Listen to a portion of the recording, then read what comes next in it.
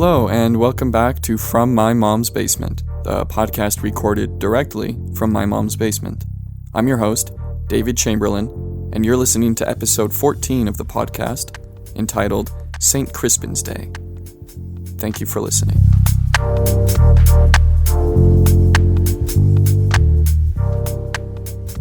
I sit with my legs crossed on the floor. The hot, dull light of early afternoon filters through the living room shades. It's that ugly afternoon light that makes you realize you haven't done anything all day. I am alone. My wife left for a business retreat 3 days ago. She's left me with a fridge full of microwavable meals. I have not left the house. I have not done anything of real substance for the last 2.5 days. I had previously imagined these days of solitude as being hyper-productive. I imagined checking off boxes on my long-neglected to-do list. But I have not done anything. I have sat and festered and stewed and malingered. I feel worthless. I move from the floor to the kitchen. I'm not sure why I do this, maybe to trick my body into thinking I'm moving towards a goal, that I am working towards an objective. But there is nothing in the kitchen for me. I open the fridge. I close the fridge. I look in the pantry for something. There is nothing. That is not to say the pantry is empty, but there is nothing for me within it. There is only food in there. I knock my knuckles on the kitchen counter and sit down at my dining room table. I think about loneliness for a moment. I think that I need a hobby of some kind. I think that I need a way out. I think about my high school girlfriend. I think of what time must have done to her pretty face. I think of going on Facebook or Instagram just to see. And then I feel intense nausea at the thought of it, and I leave my phone in my pocket. Outside, the sun is sinking. The light is fading, turning from hot yellow to pale gray. Someone is mowing their lawn. I can hear the mower growl. I hear a dog bark. I remember that I was going to mow my lawn this week. That didn't happen. I don't know why. I trace the creases of my bald, bowling ball-sized head and wonder if my wife is cheating on me. I wouldn't blame her if she was.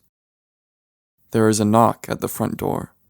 It's a loud and obnoxious knock, as if the knocker knows who lives inside. I don't move. I wait for the knocker to leave. I wait to be left alone again. The knocking persists. It only grows louder. I stand up from my dining table and move to the living room, hugging the walls. I sneak to a side window and pull the shades back to see who's at my door. There's an old guy on my front step. I guess he's not that old, maybe mid-50s. He wears a pair of khaki pants, a button-down shirt with some kind of corporate logo on the left breast, and his face is horribly disfigured. I stare while he continues to knock on my door. He looks tired. He has nothing in his hands, no clipboard or merchandise to sell, and his eyes whisper, "Help me." I open the door. He smiles. His lumpy skin wrinkles around his mouth. His one working eye looks me up and down and then stares directly into my eyes. The other eye is milky and pale and kind of drifts around in its socket like a bath toy. He's tall. He stands eye to eye with me. "Hello," he says. "Hi," I say. "What can I help you with?"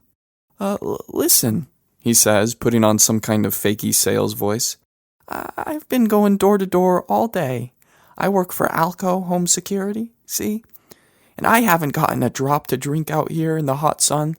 I was wondering if I could trouble you for some water." I stare at his working eye and the weird nodules grouped around his nose and bulging forehead. Do you want to come inside?" I ask, opening the door a little wider. He smiles and nods. That would be great," he says, bowing his head and moving inside. I usher him to the dining room table and begin to fix drinks. "Are you sure you just want water?" I ask. "The day is just about over. Want something a little stronger?" "What do you have?" he asks, wiping some sweat from his forehead. Beer and peppermint schnapps," I say. "It's leftover from the holidays. We don't drink much, I guess." I'll have some schnapps," he says. "Good," I say. I break out the bottle from the freezer and fill a couple glasses with ice. He sits and watches me. His twisted nostrils flare as he takes in a deep breath. I bring 2 full glasses of schnapps to the table and sit down across from him. The glasses are foggy with condensation. Thank you, he says, taking the glass. We drink in silence for a minute. He smells like a hot day. He smells like sweat and sunshine. This is a nice place you got, he says. The left half of his face kind of puckers when he speaks. You live here alone? With my wife, I say, pointing to a portrait of ours on the wall. He nods. We speed through our drinks. Let me grab the bottle, I say, getting up from the table. We go through most of the bottle. By my 4th drink, I notice that the sun is gone and the crickets are out. The only light in the room comes from the bulb hanging over the table. The stranger's face is all twisted up in shadows. He looks like a cartoon monster. Are you from around here? I ask. No, he says, shaking his head, but I've been through here a lot. It's a nice enough place. I nod. We're both pretty loaded now. I can tell he's drunk.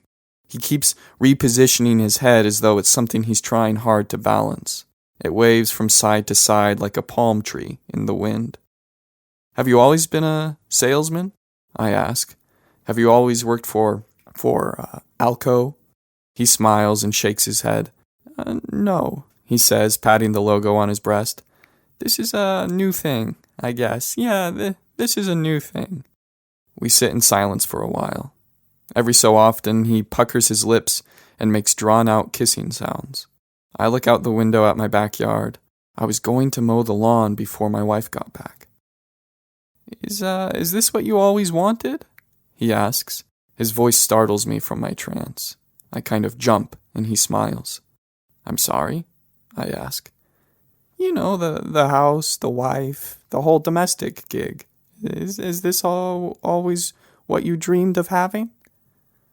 I don't know, I say. And then some kind of pain creeps up in my chest. I can't tell where it's coming from, but it throws me into a profound kind of distress. I clutch my glass and hold my breath. I don't know. I toss back the rest of my drink and notice his good eye is locked on something behind me, just above my head. He squints.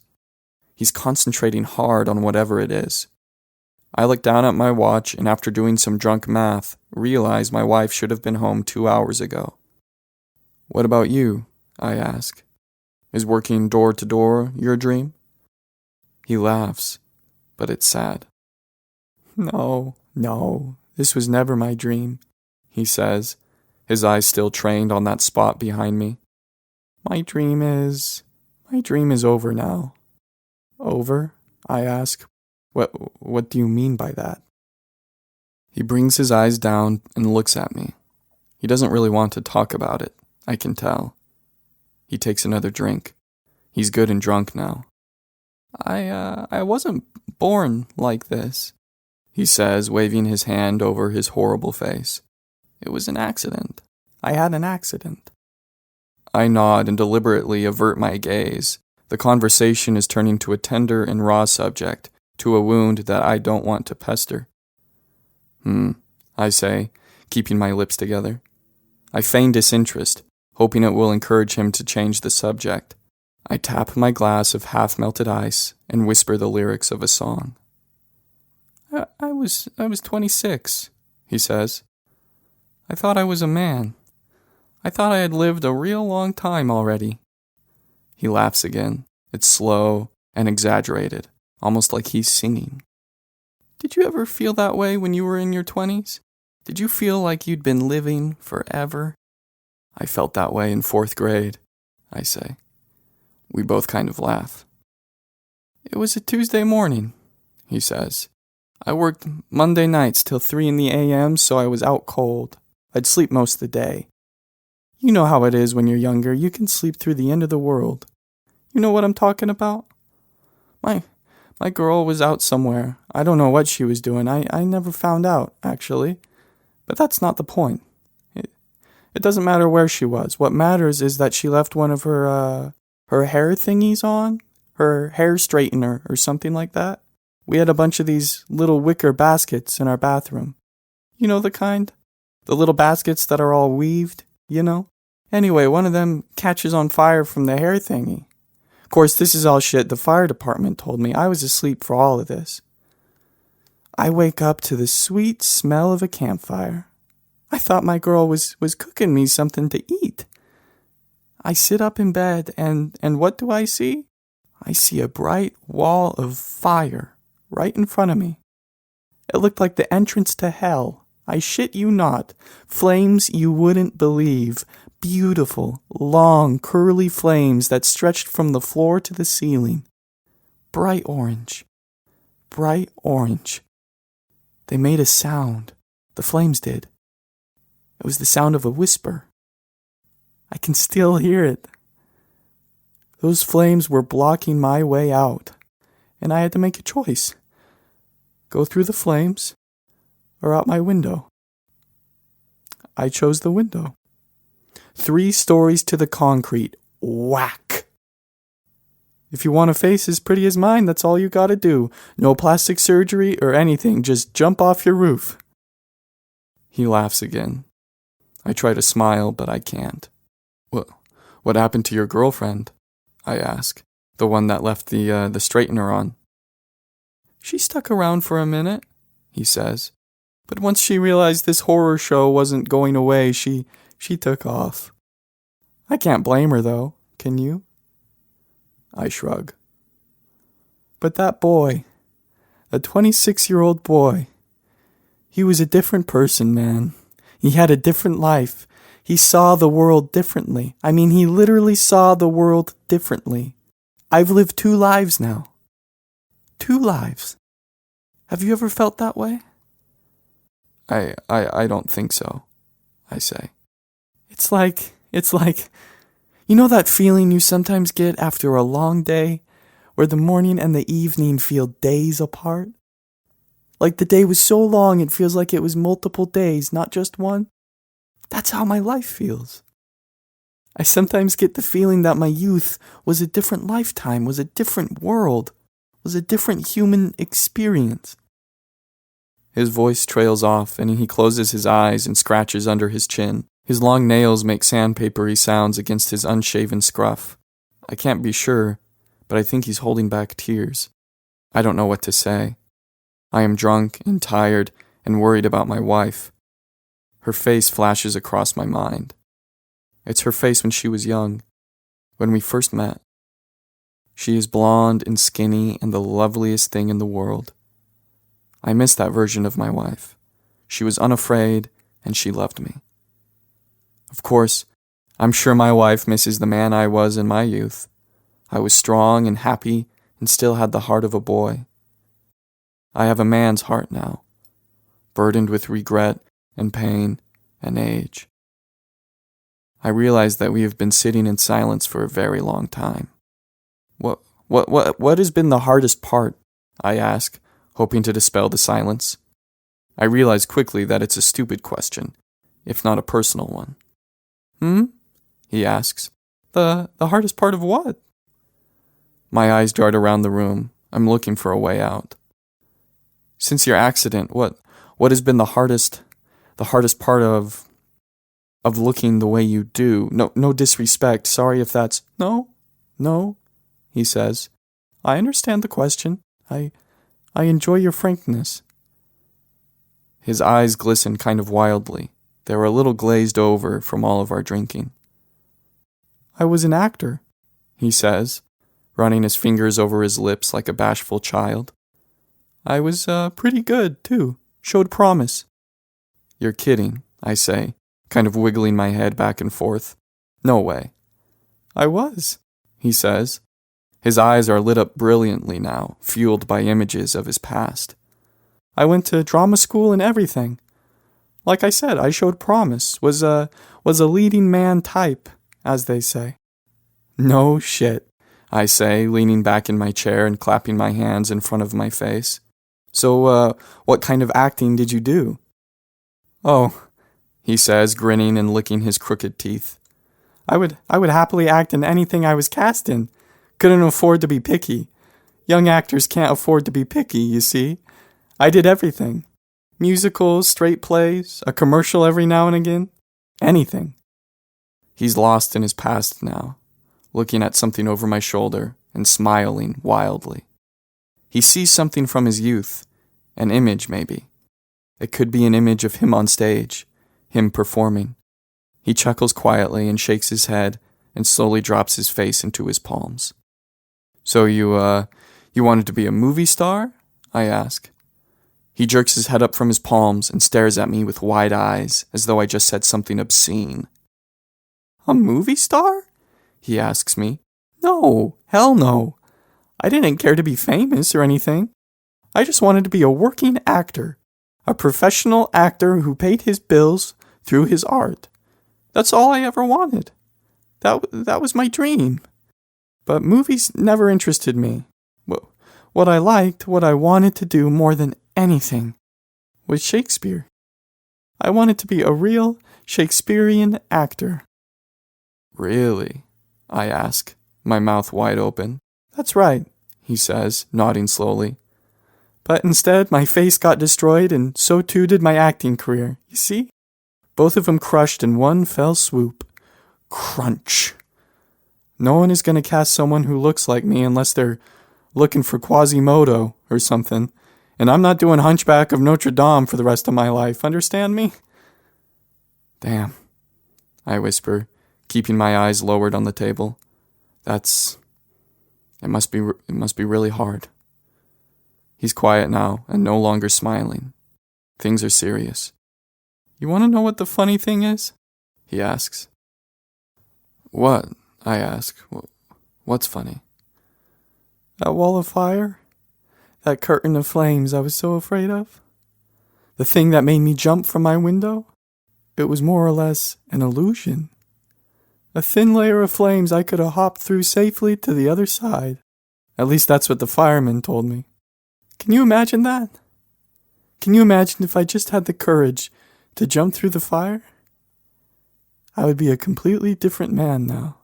Who knows who I would be right now? Who knows? Maybe I'd have a family. Maybe I'd be a successful artist. Maybe I'd be rich. But I know a couple things for sure. I sure as hell wouldn't be working for Alco Home Security. And I sure as hell wouldn't be sitting here talking to you. No offense. It just goes to show how terrified man is of uncertainty. I didn't know what would happen if I jumped into those flames, but I knew exactly what was going to happen if I jumped out the window. So, I chose the window. All the while knowing I was going to bust myself to pieces. He shifts in his seat and lays both of his hands flat out on the table, spreading his fingers wide as though readying for a manicure of some kind. Silence returns. I check my watch and see, through blurred vision, that my wife is now almost 3 hours late. Was her flight delayed? Has she tried to call me? I check my phone and see there are no new notifications. I wipe some sweat from my forehead and let go a sigh, inflating my cheeks with air. What's got you so worried? He asks. My wife, I say. She was supposed to be home by now. She's running late. He checks his watch and whistles. It is getting late, he says. I better get going. He stands and brushes his pant legs and retucks his shirt. His hideous face is familiar to me now. I am no longer shocked when I look at it. It kind of reminds me of a mountainside, striped with different colors and patterned in all kinds of rough and lumpy textures. It is beautiful in its own odd way. Thank you for everything, he says, moving towards the front door. Wait, I say, reaching towards him with a limp and lazy arm. Before you go, do you think you could perform something for me? If it's not too much to ask? He stops and looks down at me. His sadness is visible even behind all of the distracting disfigurement. He struggles to smile. I smile back, struggling to hold my grin as well. There is a twinkle in his eye, and he looks up at the ceiling, as though all of his memories are hiding up there somewhere. After a moment, he brings his eyes back down to me. Do you know the St. Crispin's Day speech? He asks. No, I say. What's that? It's Shakespeare, he says. King Henry V. I can perform it for you if you'd like that. Please, I say, holding my arms out, giving him the floor. Please, I'd be honored. He moves to the center of the room, standing away from the dining table, his hands at his sides. Okay, he says, his face suddenly flushed with excitement. This is just before they're about to go into battle, and they're pretty sure they're gonna lose. Who's going into battle? I ask. The English, he says. Who are they fighting? I ask. The French, he says. I nod, and he closes his eyes and takes in a mighty deep breath. When he opens them again, he is a different person, almost unrecognizable. He becomes someone else. He looks powerful, regal. He assumes the stature of a king. He starts to pace the length of my dining room, taking long, deliberate strides across the room. His eyes dart here and there as if locking eyes with various people in a crowd, with soldiers in an army. His wrinkled alcove button-down is gone now. His khakis have been replaced. He is wearing a crown and is adorned in a king's armament, replete with a shining breastplate, chainmail, pauldrons, and plate legs. A long sword hangs at his side. Its pommel is golden and glistening. We are on a battlefield now, somewhere in the foggy, mist-filled lands of France. I feel the cold wind, and he begins his speech. He knows this monologue well. Each word slips from his mouth with smooth precision. His voice is healthy and well-trained. His knowledge of the circumstances are obviously deep and complex. He speaks to the men of his army as though they are friends, as though they are boys he loves. He never falters. He never searches for the next word to say. This speech is a part of him. He is King Henry V. And I, who has a remedial understanding of Shakespeare and his language, find myself roused and entranced by his speech. He becomes emotional at the close of his monologue and ends his performance in a still, quiet tone. There is a long silence. He holds his head high for a moment. His chest is rising and falling quickly. His chin is raised high, and his eyes are locked on some distant, wonderful thing. And then, by degrees, he returns to our reality. His alcove buttoned down his back. His pleated khakis hang loose around his legs. We are both back in my dining room, tired and drunk. He runs his hand across his deformed face and shudders, almost frightened by what he feels. He is back in his nightmare. I give him a standing ovation. My sad claps echo around the empty dining room. He bows. Thank you, I say. Thank you for that. He nods and rubs his eyes. They're sparkling with tears. I need to go now, he says, moving again to the front door. Okay, I say, getting up from my seat and following him out. He leaves without saying another word. From my window, I watch his shadow move into the far distance, disappearing into the night. And then I look down at my watch and think about my wife and what she must be doing. And then I sit back down at the dining table. Our glasses are still sitting on the laminate wood, making little rings of moisture.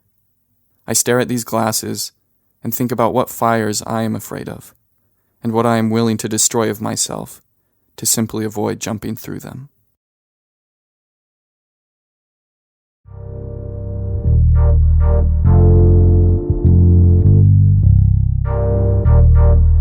Thank you for listening.